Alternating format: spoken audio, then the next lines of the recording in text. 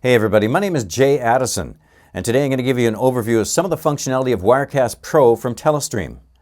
Let's have a look at the interface to start with. You'll notice that there's two monitors here. On the left-hand side we have the preview monitor, and on the right-hand side we have the live monitor. So preview is where you set up your shot, and then when you hit that button it's going to send it out to the live monitor, which is what your studio audience is going to see, or your streaming media audience, or recorded to tape. Now there's a function built in called Auto Live, and I'm going to show you that I've got it built in. I've got it turned on right now. You'll notice down here everything is in layers, so the way that works is similar to Photoshop or Fireworks, if anybody's used any of those programs, where what is viewed is from the top down. So anytime you put something up here, it's going to be overlaid over the top of the signal. Now if I click on this one, you'll see it covers me up completely. And of course I've got these graphics behind me. I can go ahead and change these right here. Now I've got Auto Live feature turned on, and that's why it automatically switches. I really love the Auto Live feature. Let me turn it off and show you how it works. So once I've got Auto Live turned off and I click one of those buttons, it's only going to show up in my preview monitor. In order to change that, I have to hit that button right there to send to live. I've got it on smooth transition, but there's a whole pile of different transitions you can use. Let's go back and switch Auto Live back on. Okay, back to the interface here. You'll notice everything's built in layers, and if I scroll down here, let's go to the bottom. So the bottom layer, I've got that Bitcoin background, which I use all the time because everybody's familiar with the B and the zeros and ones if they're in the Bitcoin or crypto coin sector. And we can go ahead and add a new background very easily. I just move my mouse over this area here and I have four different icons. And the top icon is how I added my live shot in, the camera shot. The next one over is for bringing in an audio source. I might want to bring in some music in the background. In this case, I usually don't use music in the background of my news releases. The bottom left corner is an icon for Desktop Presenter, which is a function of Wirecast Pro. And that allows you to bring in a signal from another monitor. I might have a shot of the website from Taurus Exchange on another site, on another monitor here where I want to bring that in. I would use Desktop Presenter to capture that, and then I would bring it in through this area right here. And the next one, of course, is for bringing in a video shot or a picture shot or a music shot as well. And let's go ahead and choose picture shot in this case. And let me go to backgrounds and just bring in a different background and just show you how that works. Okay, so let me select that here on the bottom, and of course with Auto Live on, it moves from the preview to the live window automatically. And you can see the size is not right. You can see that there's some space over here on the side. So let's just double click on that. And if I hold down the control on the keyboard and then I click my mouse button and hold that, I can move in and out. So I can actually change the size of that to fit the screen. And if I let go of the control button, I can actually click on that again with the mouse and move that back and forth or up and down or however I want to get it set up properly on the screen. Okay, let me just move that in a little bit more. And I'll click the red button in the top here to close that dialog box. And now I do have Auto Live on, but because I was editing that, it's not going to show up until I click it one more time. So I click that again, and it's going to come in full screen. So that's how you can go ahead and add different backgrounds. I can also add footage in there if I wanted to have some live footage running behind me. That's very easy to do just through that same icon and adding video shot instead of adding a live or a picture shot. So let's go up to the next level here. And you can see I've got these different graphics here. Typically when I'm doing a news release, I've got a monitor behind me, and on that monitor I've got the script that I'm going to be reading. So I'm looking at the camera, I'm reading the script, and as I do so, I change this on the go. That's why I leave Auto Live on as well. It's just much easier. So as I'm talking about it, and I would start here and I would say, you know, in Canada we've got a brand new Bitcoin exchange called Taurus Exchange. And let's have a look at the website here. So here's the Taurus Exchange website. And that was started by Yuri Yerofiev, which is a Vancouver entrepreneur and Bitcoin guru. And here is Yuri's picture right here. And then of course I would switch at the end of it to powered by Telestream's Wirecast Pro. I can add a new one of those very easy. I could use the same technique, and I'll just show you how I do that. I could just say add picture shot again. And in this case, let's go back to here and let's go in this folder here and in here. And let me just grab the Taurus logo. And now if I choose that, you'll see it's way too big. And I could use the same technique I did before where I double click on that and I hold the control down and I shrink that down and I stick it up in the corner. And then I click that button. And now if I click on the frame again, my auto is going to move it up there. But you can see if I move back and forth here, you can see it's too small.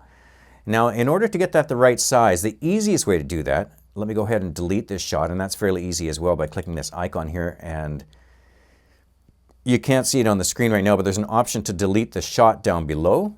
Just going to click on that. Now the easiest way for me to put another graphic up there and match the size is to duplicate this shot. So when I click on that icon, I also, and you can't see this, but I also have an option to duplicate the shot here. So I'm going to go ahead and choose that. And now you can see I've got powered by Telestream Wirecast in both windows. I'll go ahead now and I will double click on that. Actually, I'm not going to double click. I'm going to click on that icon again. This time I'm going to say change source.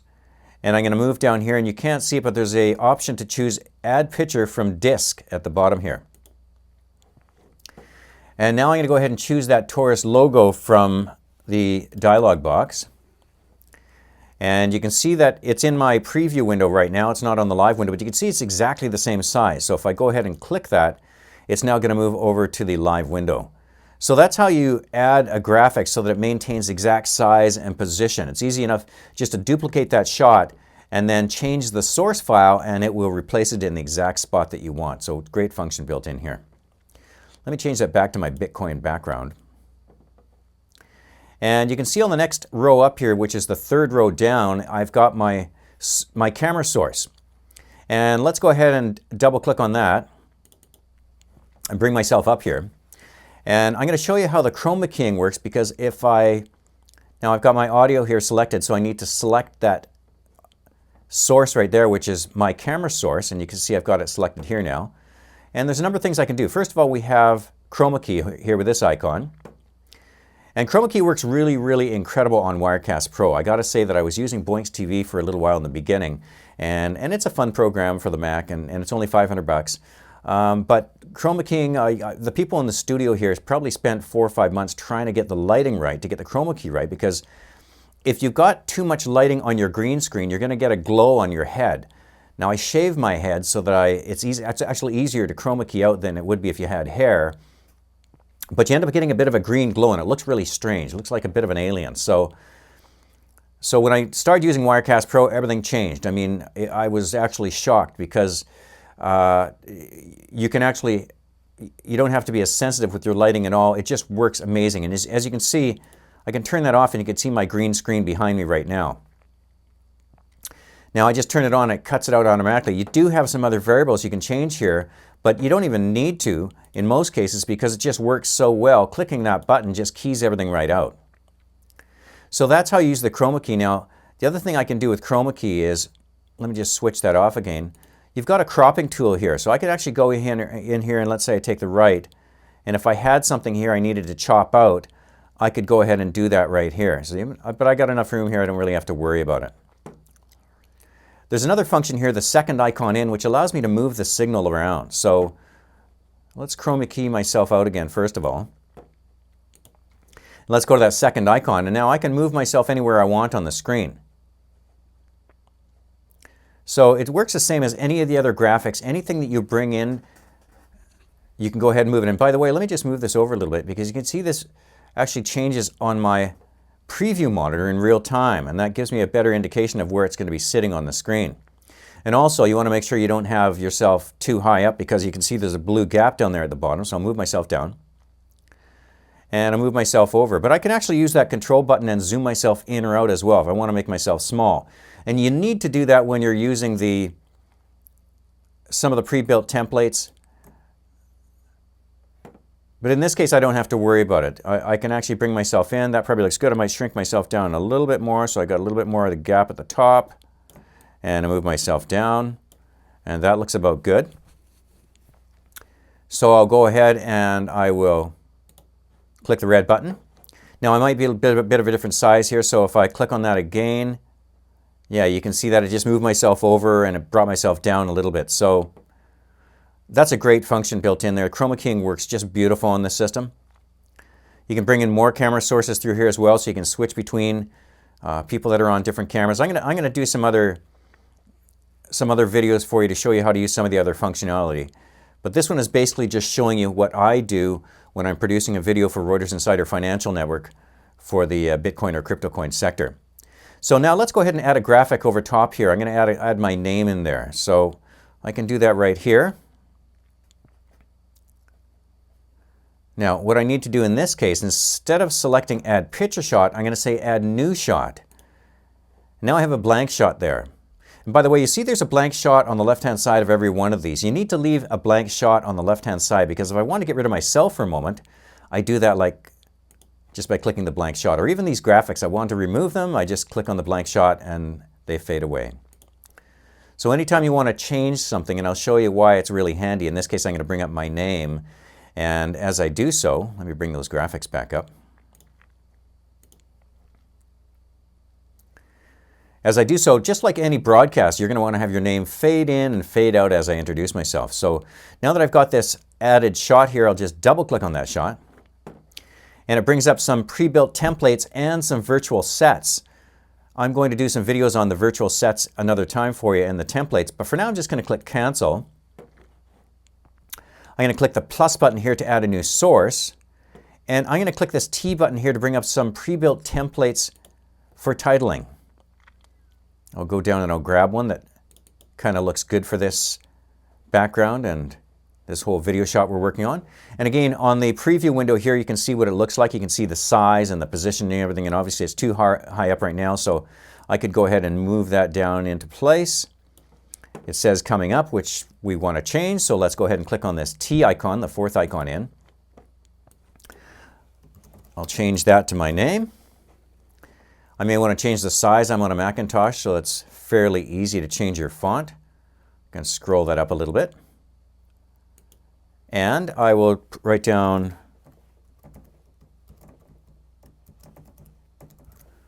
Crypto Biz Magazine, and let's go ahead and change the size of that one as well. Make that pretty big. That looks great. Now maybe there's too much blue underneath here, so let me go ahead and change that, and I can do that with the same cropping tool as I was using when I showed you the green screen. So let's just use the bottom there. And you can see I can bring it right up. If I only wanted my name there and a little bit of a stripe, I can use that as well. But let's just bring it down to about right there, where there's only a little bit of blue on the bottom. It looks pretty good, I think. I also, by the way, can hold that control key down. I can zoom that in and out if I want to make it smaller or bigger. So let's say I want it a little bit smaller and move that over. And again, it shows up on the preview window while we're doing this, which is really helpful. And I think that looks pretty good. So let me go ahead and click the dialog box up top here, the red X, to get rid of that. Now let me click one more time, and that's going to bring it into the live window. So typically I would do my broadcast, I would start it out and I'd say, hi, this is Jay Addison for Crypto Biz Magazine. Today we're going to be talking about Taurus Exchange, Canada's newest Bitcoin exchange. And then I just fade that off the screen. So I also might want to bring up a little graphic here, like a logo or something like that. I'll show you how to do that. In this case, I am going to say add new picture shot. And I'll go up here and I'll find the graphic that I want to use for this, which is right here. And if I click on that, you can see it's too huge. So let's double click on that. And let's use that control button again to bring that down to a size that we think will look good. And I can move this dialog box over so we can see that preview monitor better and make sure it fits properly. So that looks pretty good. Now the investment pitch color is the same color as the background, so it doesn't quite fit, but I'm just doing this to show you how to do it. So let's go ahead and click on that red X up there. And you can see it's still big on the live output screen. Let's go ahead and change that right now. Now typically you would have all these shots set up ahead of time. You wouldn't be doing this while you're doing your production. That's why it showed up large on the live screen. We wouldn't want that to happen. I would already have these set up before I start the broadcast, before I start the recording, and then as I start talking, everything's the right size. Now the one thing to remember right here is that you can't have two of these on at the same time. So you'll notice that if I change back to my name, it removes that logo graphic. So how you would do that is you would take this next layer down and use that for the logo, or yeah, the logo on the side here. Now, I could do that. I've just added some graphics here because once I'm done this broadcast, I'm going to go through and I'm going to show you what hardware and the different hardware that I've used for this broadcast. And so I've actually done screen captures of all the different devices that I'm using so that I can show you what I'm using. So otherwise what I would do is I would just add that graphic over here, and then I could leave it on all the time, and then I could bring up my name and have it dissolve away, and the logos on the right hand side there would still stay on the screen. So now let's go to the graphics of the items that I'm using. And first of all, let's switch myself off the screen and those graphics to a blank shot, and let's get rid of that graphic as well. Now the reason I'm doing that is if I left myself on the screen and I bring up these graphics, and let's say I'm going to do sort of like a slideshow type of thing where I'm going to switch between different graphics. Well, if you notice on the live monitor, you can see myself between each of these shots. So in order to get rid of that picture of myself in the Bitcoin background, I would switch that to blank shot, switch this to blank shot, make sure that's on blank shot. Then I go ahead and click that Blackmagic design, and then as I switch, you see it just switches between. There's nothing in the background, okay? Let's go back to our hardware. So what we're using here in this studio, now we're in a studio in downtown Vancouver in Cole Harbour, and there's a number of other studio rooms in here, and some of these other rooms have got a lot more expensive equipment, but I can tell you this setup that we have running Wirecast Pro is definitely as good or better than some of the more expensive gear in some of the other studios here. I'm using Blackmagic's Design Ultra Studio Express, and it's got a breakout cable on here where I've got my audio hooked up, and you've got all kinds of different things you can hook up to that breakout cable. I'm running HDMI in off the camera, so it's really, really simple. And in this case, I'm running a Thunderbolt cable over to the Mac. I'm using a Mac Pro for this. By the way, this thing's also available for a PC, and it comes with a USB 3 port. So you can use Wirecast Pro on a Mac or a PC. And Wirecast Pro is also a 64-bit program, so you can actually use it on a MacBook Pro, and it still works fantastic because it's able to take advantage of all the RAM in your system. Whereas I mentioned earlier I was using Boinks TV, and it was fun and everything else, but it's a 32-bit program, and it was just crashing on me all the time because I had so many graphics, I had so many things happening on the screen that it just couldn't handle it because it could only see, I think, 4 gigabytes of RAM in the system or something like that. So Wirecast Pro version 6 and above utilizes 64-bit, and that's really, really important. I'm using a DPA Series 4000 microphone, lapel mic, and if I just switch back to my shot here, you can see I've got that right here on my tie. That's the Series 4000. And I'm also using a Sony 4K camera. Now this is a prosumer camera. It's a Handycam, and the 4K camera is beautiful. It's got a really nice color to it. It's got a really sharp picture. I think this is somewhere in the area of $2,000. By the way, this Blackmagic Design Ultra Studio Express is under $500. This DPA mic is also under $500, and again, this is about $2,000. By the way, if you wanted to get a cheaper camera, you can actually use the Logitech C920 HD cam, and it's only just over $100. So it's a lot of people on YouTube are using it. It really, really does look great. Because we're producing content for Reuters Insider Financial Network here, we want it to look that much better. We need to use a more professional camera, and this 4K camera really does work well and look great. I'm using a Mac Pro in the studio here with 64 gigabytes of RAM. Again, you could use a MacBook Pro, you could use a PC. You're not limited to your hardware. And if you go to Telestream's website at telestream.net, they've got a list of different hardware that's compatible with their system, and there's really a wide variety of hardware that you can use. Capture devices, Blackmagic Design has actually got a whole variety of different ones, and there's other manufacturers out there that also have products that are compatible with Telestream's Wirecast Pro. I'm using a green screen behind myself. You saw the green screen when I was showing how the keying was working. This is made of a special cloth, but it's only just over $100 to buy it. This one is 10 foot by 20 foot, and again, it hangs from a rod which is up at the top of the room here, just hanging down. When we first got this, somebody on the production crew came in with an iron, and they just ironed out the wrinkles because it comes folded up in a bag. They ironed out the wrinkles to make it look nice, and then what we did was we put some clips on the side here with elastics attached to it and screwed those into the wall. So there's probably one every couple feet down, and that pulls it tight. If you've got wrinkles or you've got inconsistency in the green screen, it's going to be a little bit harder to key out. But again, as I showed you earlier, if you're green screening and you just got yourself and your broadcasting, you only really need that area that just kind of covers you, so above you and beside you, and then you can key yourself out of the frame. So that's a very simple green screen solution. You don't need anything fancy. Now the lights that we're using were purchased from Canadian Studio on Amazon.com. You can also get them from a site called, or a company called Cowboy Studio. And these are 1600 watt. It's a 1600 watt video studio. The bulbs are 550K, or 5500K I should say, and there's 8 of them. But I think in our case here, we've really only got one of these things running, and it's about, I guess, about 15 feet in front of me, and I think there's only 2 bulbs running right now. So it's back to that green screen thing that I was telling you. If you've got too much light, you're going to get a green glow on the back of your head. And so it's almost like, you know, we've learned the hardware here and bringing in all kinds of different lighting, trying to get it to work properly with Boinks TV, and then I put Wirecast Pro on here and laid 2 light bulbs, and it just works fantastic. It's just beautiful. So you really, when it comes to green screen, it's almost like the less light is better. Now the heart of this whole system, of course, is Telestream's Wirecast Pro. I just can't say enough about it. It just works fantastic. As I mentioned, I was using another solution in the beginning, and it just turned out to be a nightmare. It was really, really hard to work with because of the limitations in RAM and the ability to Chroma key. It just didn't work that well. Wirecast is a fantastic program. It's used for lots of live events. As you can see on the screen here, they're using it for a football game. It's used for House of Worship. I'm using it here to produce content for Reuters Insider Financial Network. And you've got to have pretty good quality for Reuters Insider. Reuters is a huge news company. So Wirecast is really, like I said, the heart of the system.